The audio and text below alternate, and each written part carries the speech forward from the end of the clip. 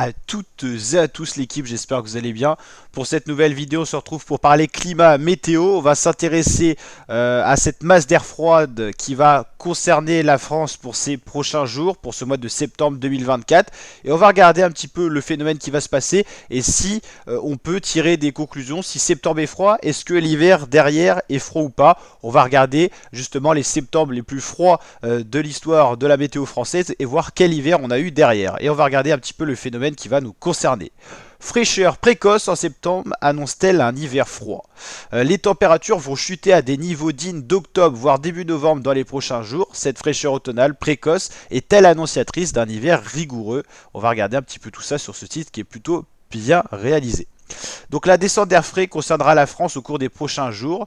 Elle nous enverra une masse d'air en provenance d'Islande, même du pôle Nord, avec des températures à 1500 mètres qui seront situées jusqu'à 10 degrés sous les normales de saison. Des records de froid pourront même être battus dans certaines localités. En campagne, on pourra avoir des gelées sur le territoire français, surtout au nord-est, au nord-ouest également de la France. On voit justement ces écarts à la normale des températures vers 1500 mètres pour vendredi 13, qui s'annonce être une des journées les plus froides de ce mois de septembre sur la moyenne nationale française. En gros, qu'est-ce qui se passe? On a un décrochage polaire. Donc à la saison, c'est pas forcément des températures super froides vu qu'on est après l'été, mais assez fraîches pour qu'on remarque ça. Donc une descente d'air très fraîche va concerner la France, le nord de l'Espagne et l'Italie, tandis qu'une masse d'air très chaude pour la saison va concerner plus le côté Europe de l'Est jusqu'à Moscou et tout ça.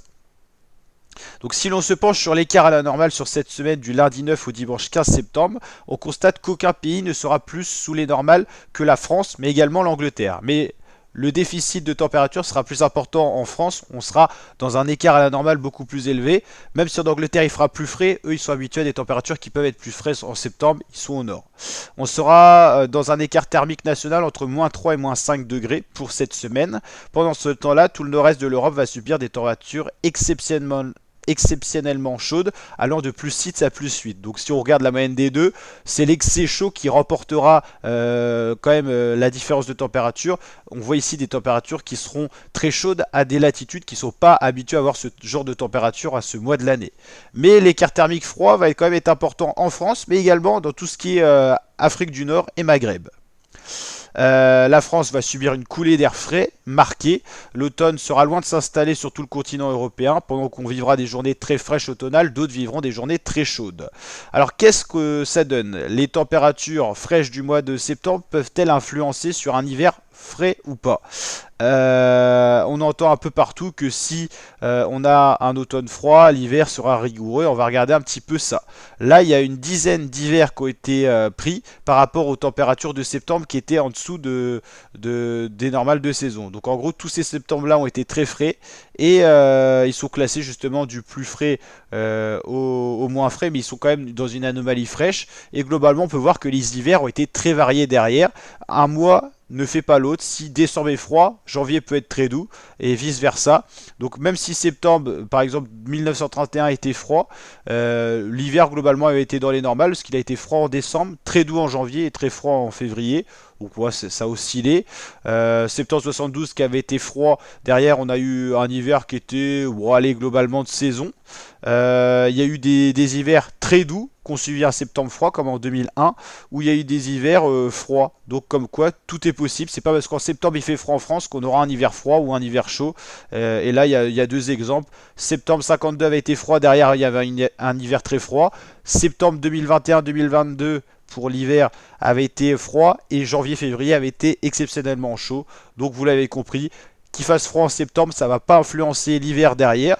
Mais en tout cas, ce qu'on peut voir, c'est que globalement, on est influencé par des masses d'air qui basculent au nord. Ça a été le cas tout au long de l'été. C'est pour ça qu'on a eu un été pas forcément très beau, assez pluvieux et assez frais par rapport à certains autres étés. Mais voilà, ça va pas influencer forcément l'hiver. On va regarder justement ce décrochage frais. On voit bien ça ici.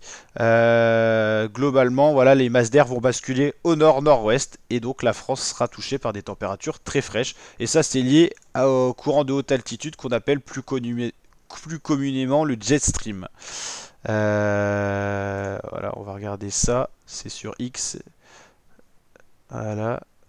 Et on voit globalement cette masse d'air bleu-violet, c'est l'anomalie fraîche. Et de l'autre côté, l'est de l'Europe, ce qu'on disait, anomalie chaude qui va vraiment être importante.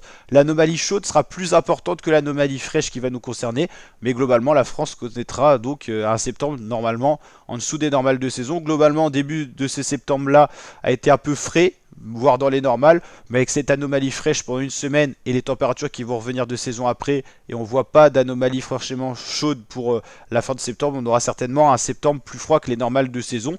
C'est rare, ça contrastera avec 2023 qui avait été nettement au-dessus des normales, plus 3, plus 4 degrés au-dessus des normales sur l'ensemble du territoire.